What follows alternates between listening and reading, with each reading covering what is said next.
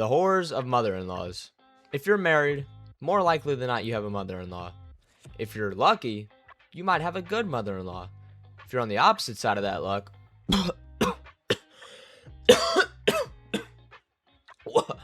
wow, excuse me. Back to what I was saying. If you're on the opposite side of that luck, you probably don't have a good mother-in-law. Today, we're going through the worst mother-in-laws the internet could find. Here!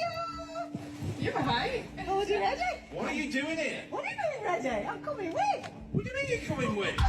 I've got all my bags packed. Oh, and I am hell so- nah. Yo, I kind of feel like this might be staged. This might be staged. I'm just, nah. But, on the off chance it's real, what the hell are we doing? Somebody needs to send her ass home immediately, dude.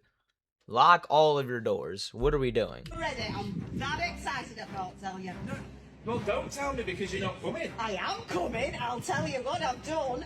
I know when I booked you two on, I just had this little epiphany and I thought, do you know what? I'm going with them. So I put myself on and I've checked in and I'm sat next to you. In fact, I'm in the middle seat because you wanted an aisle seat. You wanted a window seat. So I thought, I'll go in middle.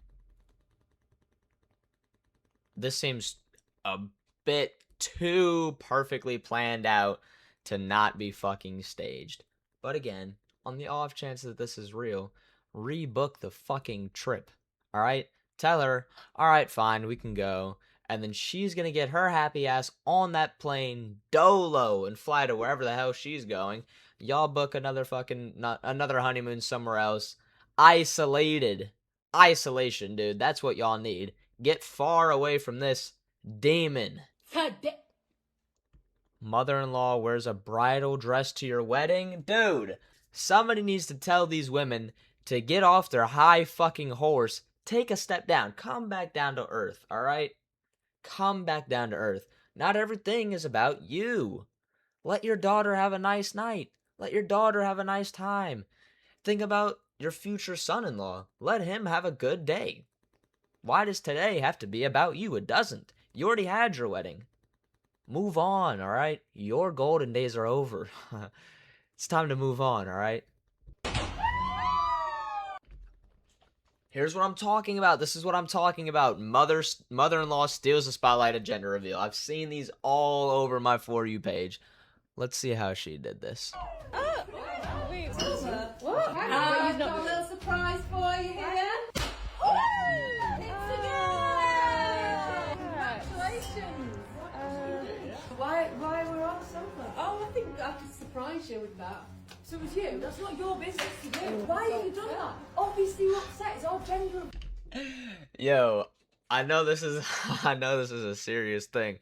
Her accent's killing me right now. It's like, I can't believe you've done this. Oh, fuck. I can't believe you've done this. I thought it was a girl. Let's be happy. Come on, let's have a round up. Congratulations, it's a girl. Don't tell me to relax and she's just ruined it. You're just ruining it. Look at my lips. You're ruining it. I'm bored. Tell me what the worst thing your mother-in-law has done to you. Oh, let's get into some stories. You got your popcorn ready? Share the news. We were expecting a baby, and she said, quote unquote, I've been dreading this day since y'all got together.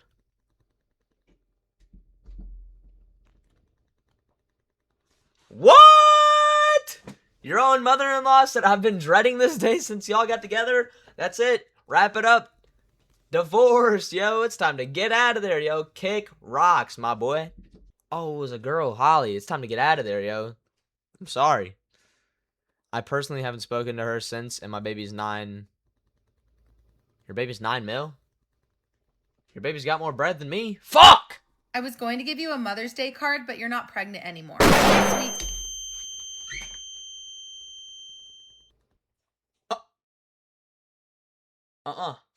Send her to jail. Send her to jail.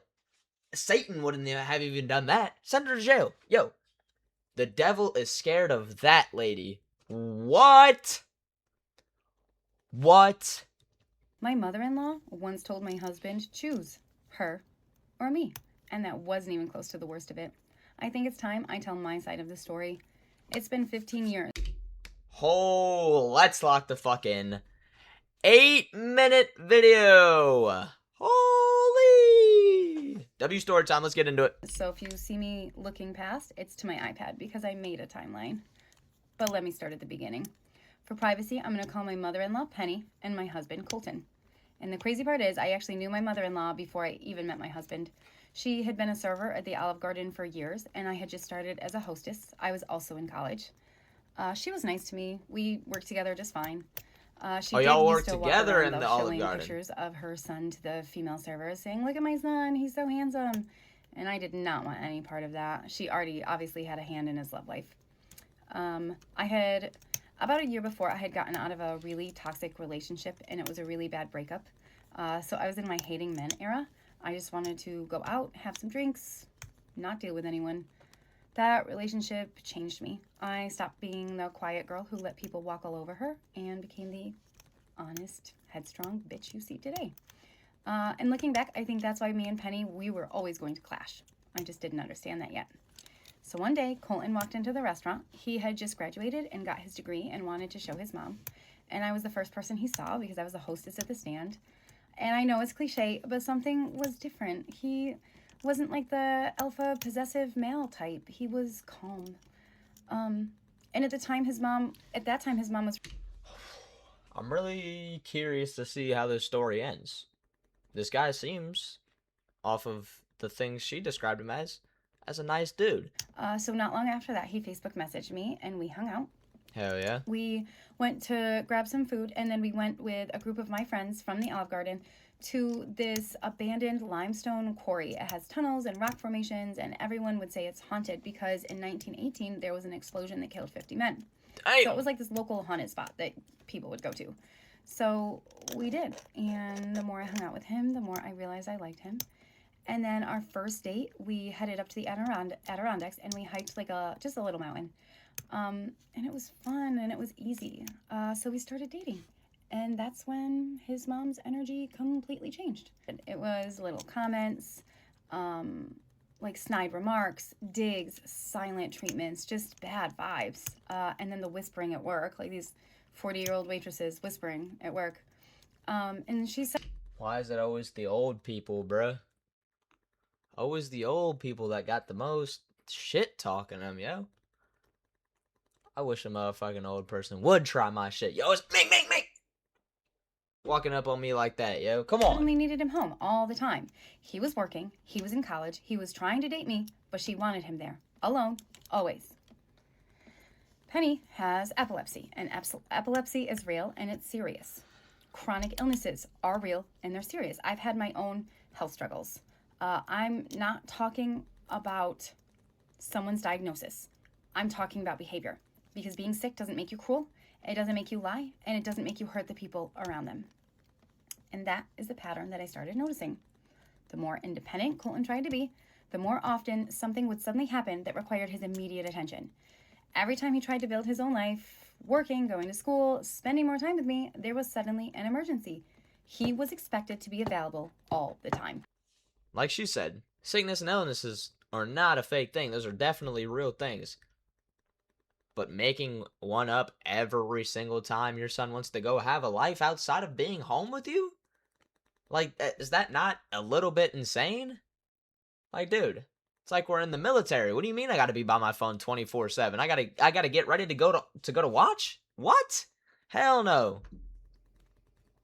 Even though Penny had a significant other, even though Colton was working and going to school, the expectations placed on him were constant and unfair. But later, I learned something that made everything click. His dad's girlfriend spilled a little tea and told me that growing up, anytime Colton's dad would take him and there was another woman, especially when there was another woman around, Penny would call and say she's sick and needed him home immediately. Once they were in Pennsylvania and they had to turn around and drive him back home. She had done it his entire life. Yeah, that's when we go ahead and lock in a restraining order on that woman immediately. ASAP to the power of Zero Rocky. So, as she started saying she was sick more often, I tried to be helpful. I would bring over movies from Blockbuster. I would bring over wine. I would sit with her. What a and nice we would hang out. lady, dude. And I'll note, she drank the alcohol just fine. And one night I went over and cooked a big dinner for everyone. So there was me and Colton, Penny, her significant other Max, and Colton's younger brother. At one point during the night, Penny started talking about this girl that Colton worked with. Her name was Brooke. She told me how beautiful Brooke was. She told me how sweet Brooke was. She told me that she just knew one day Colton was going to marry Brooke. As I was sitting there, as his girlfriend. We had been together for months. And that was kind of when I started thinking she didn't see me as a part of the family. She saw me as competition. So, you know, after... Competition from what? Shorty, you trying to date your own son? Is that what you mean? Let this woman have something. Get out of this motherfucker's life. Competition is crazy. Like, dude. I feel bad for this. Again, I can't wait to see how this video ends. She seems like such a nice lady, and that she has to go through all this bullshit. The Brooke comment, I sat there kind of startled. What do you say to that? We're in our 20s, we're dating, that's normal. In the more serious we became, the worse it got. Shortly after that, Penny had a birthday barbecue. And there was a girl, we'll call her Madison. Madison had started as a new hostess at the Olive Garden, and she had a little crush on Colton. She had actually asked Penny if he was single, and so Penny invited Madison to her birthday barbecue, which is odd because she was brand new and they didn't know each other. So like, I'm gonna geek. Throughout the day, Penny would like keep positioning them side by side, grouping them together, encouraging conversation while I was standing next to him. So at some point we had realized she did this on purpose, and we left. And that's like, it wasn't about disliking me. She was actively trying to replace me. So then they started calling for family meetings. We would sit down. It was Penny, Max, her significant other, Colton, sometimes his younger brother, but most of the time not, and me. And it wasn't a discussion though. Max dominated the room. He's this big Italian guy who really loves being intimidating. So he didn't let anyone else talk. He talked over us. It was not a conversation, it was a lecture. There was no attempt at understanding our side. There was no back and forth. It was very much our way or the highway. They said I didn't have to be with Colton all the time. Penny said I disrespected her. Penny said I'd never be as important as she is, and that Colton would never choose me. You're about to awake the Undertaker. What the hell are we talking about? Never be important as her. What else did she say? Oh, that she was disrespected. Bitch, you don't earn respect, alright? You didn't earn the respect. You've been a top tier asshole since the day these two got together, and you're demanding respect. Hey, how about this? Maybe earn respect, and you'll get respect shown to you. Until then, fuck you. Until then, suck a dick. You're not getting no respect. Seems a little bit personal. Ow. Sorry. I'm just really getting into the video. What did I do? Like, why does this woman hate me so much? But the truth was, Penny never hated me for something I did. The real problem was that I was not someone that can be controlled, and exactly. And that's what I'm saying, yo. Shout out. So Max then sent Colton a long email, which fuck Max, he did all the time. He would send long emails ranting and raving. And I wish I still had. We're still conversating over email, by the way. Hey, buddy, we're in the big 2026, and you're still sending long-ass emails. Have you ever heard of a text message? Let's go ahead and lock in on some texts. Had some of them because they were truly awful. In it, he told Colton we are not a package deal. That I would have to earn a relationship with them. And he told Colton to stop jamming her down our throats. And that's when they stopped using my name. I became her. Not Caitlin, not Colton's girlfriend, just her. That's how they refer to me in texts and in emails. Just her. As I said, I was in my early 20s. I did not have a lot of life experience. I hadn't handled dynamics like this before. She's in her late 40s. You know, I wanted to come into a family and be a part of it. You want your boyfriend's mom to like you. You want her to think you're good enough for her son. And the strange part is she did before we started dating. And then once we started dating, that changed. I was never treated like someone welcome. Not at the beginning, not in the middle, and not now. And honestly, those first few red flags were nothing. A few months later, Penny did something that made it clear she never wanted me in the family. My mother-in-law once... What the hell is this cliffhanger? You're gonna leave me on a cliffhanger like that? What are we doing? Oh, hell no, there's too many parts. 19 parts? Yeah, go ahead and never do that again. That was a W video. So as y'all can see, mother-in-laws on the internet kind of fucking suck, and they will never get better. If you have a funny story you want me to read, go ahead and drop it in the comments, and I'll get into it the next video. With that being said, thank y'all for tuning in. If you enjoyed the video, like and subscribe. Thank you guys for tuning in. Catch you in the next one. Peace out.